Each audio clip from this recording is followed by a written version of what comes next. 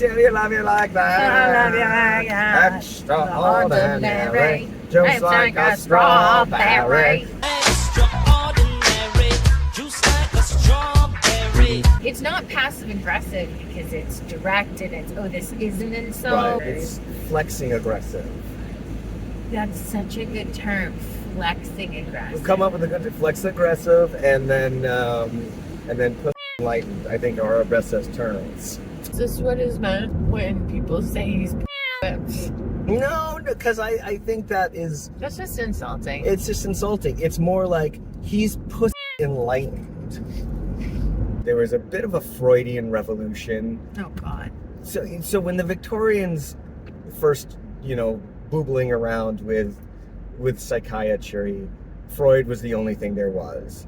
And then there was a little Jungian stuff, but people are always like, Jung's a little woo-woo and he's a little crazy. So there was basically the respectable psychiatry and then kind of the more mesmerism. Yes? Can you cure loneliness? For a nickel, I can cure anything.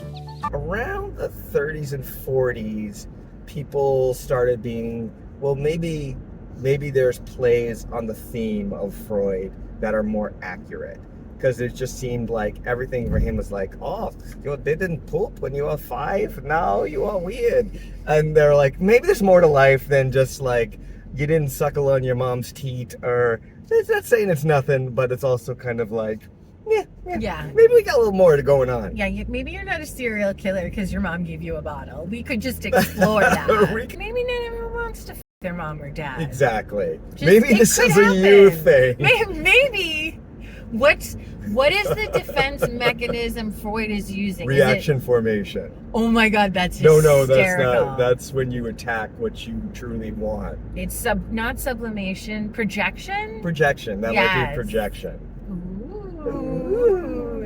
Freud was about the Freud show. Folks, I can make a bunch of loops abundant. Your chastity vow redundant. But that's enough about Mary B. Let's turn to my favorite subject, me. After the First World War, the Victorian era was basically thrown away because the Victorian philosophy and way of living got so chewed up in the First World War that they just had these millions of young men coming home just broken, just a mess. Probably one of the worst wars in history, mostly because of the weapons they used. They were so horrible that Adolf Hitler was like, I'm just not using these anymore, they're too mean. I am Adolf Hitler, command of the Third Reich. Little known fact, also dope on the mic. That's why in the idea of ethics and morals, I always fall on the idea of absolutism, because if your ethics are about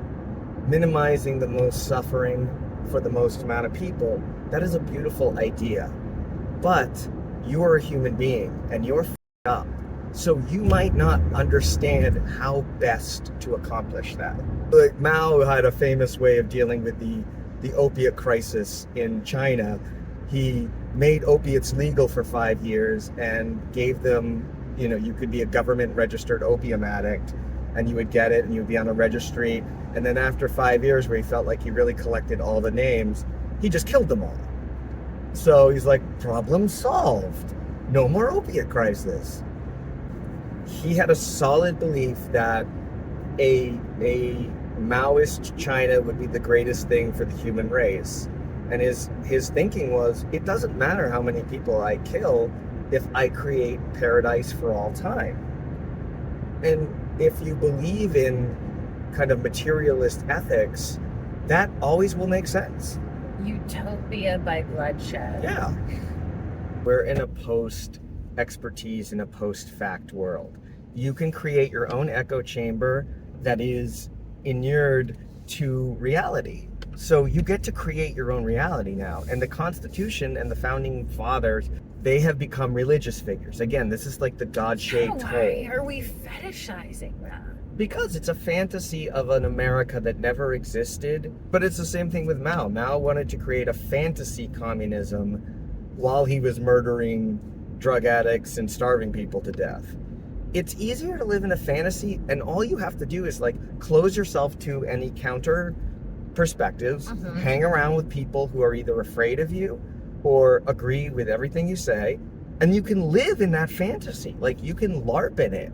You can stay your whole life watching YouTube videos that agree with you, and watching a news network that agrees with you, whichever your side. Like, you can create an echo chamber and never be exposed to another person or perspective, and live in your fantasy. And so you get to pick your fantasy, and reality doesn't matter, which is weird. And the outrage grows, but I really like how previously you talked to me about we can be addicted to anger. This person likes what they feel when they get angry. It's a little exciting. Anger is a natural antidepressant. And in an isolated, depressing society where people are becoming increasingly mechanized at work, turned into things, increasingly isolated from their society, they're depressed, they're anxious, and anger is a free antidepressant. You can't be sad and angry at the same time. I really liked the dog whisperer because just symbolically he said, yeah, there's a certain level a dog gets to. He called it being in the red, where a command at a certain level of attack mode, it doesn't matter if you're the owner, your sister, your brother, your mother, your cousin, if you have food, if you say it in an alpha voice, if someone is out to kill, they are out to kill. And I think dogs, I think animals, and human beings being animals, we all have a certain level where you go zombie. You cannot talk a zombie out of eating your brains. And I like thinking of that with certain dynamics in my life, thinking that situation or that person is in the red. I can't sit and negotiate with them. And that's the Buddhist thing we were talking about this morning with faith. It's when you encounter your own feelings in the red or someone else's, you need more space.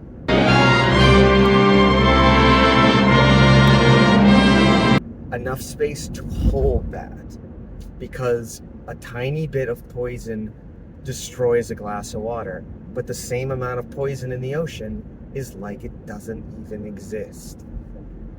But it's so hard to have the strength to walk away when you're feeling like that. Yeah.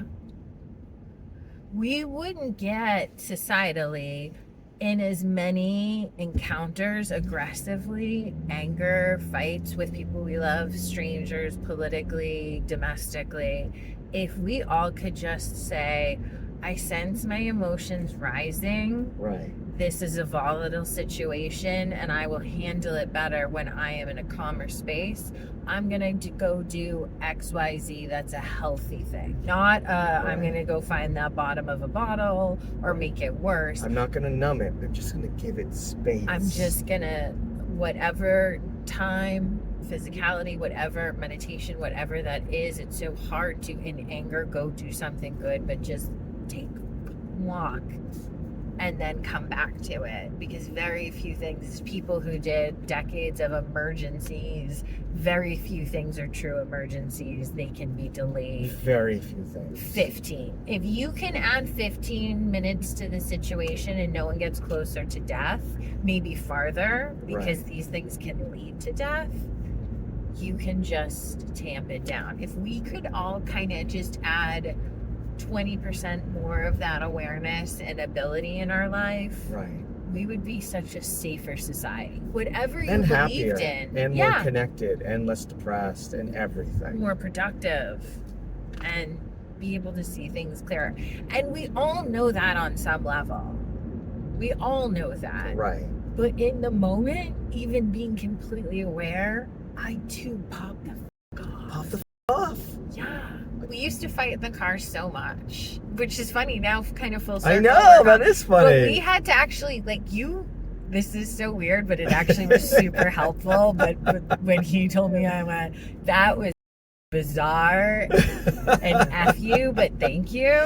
F you, but thank you. Yeah. He tracked our fights. like under certain within how data. how are you going to figure something out if you don't track pocket it? protector. Little Paul came out. Decathlon captain. We have the danger zone. This is your redheads, your strippers, anyone named Tiffany. This is hairdressers. This is where your car gets keyed. You get a bunny in the pot. Your tires get slashed, and you wind up in jail. So he tally marked our like categories without me knowing, thank God, because I would have gone probably more ballistic. We fight most in the car when we're fighting over directions. Yep. And I think this was pre-GPS. Yeah, it was. We bought a $600 GPS. Oh, because of that conversation. It just came out. He went, if 80% of our fights is us being lost in LA, and if I take a wrong turn, that adds an hour and a half to our thing, and Right. eventually you get hungry and lose your mind. But I love you, but Snacks in the facts. car, and we got a $600 GPS. Bottle of water, snacks everywhere. And there were levels like she's in the pink, like we're going cashews, we're going almonds. Yes. I have an orange. Oh, she's in like It's the a Tootsie- red. it's a Tootsie Roll. Like he hid Snickers up in here. It's a- This is gonna save us in so many future therapy bills.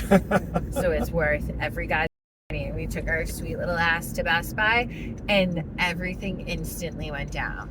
There's always a crisis with people of overconfidence. We get angry.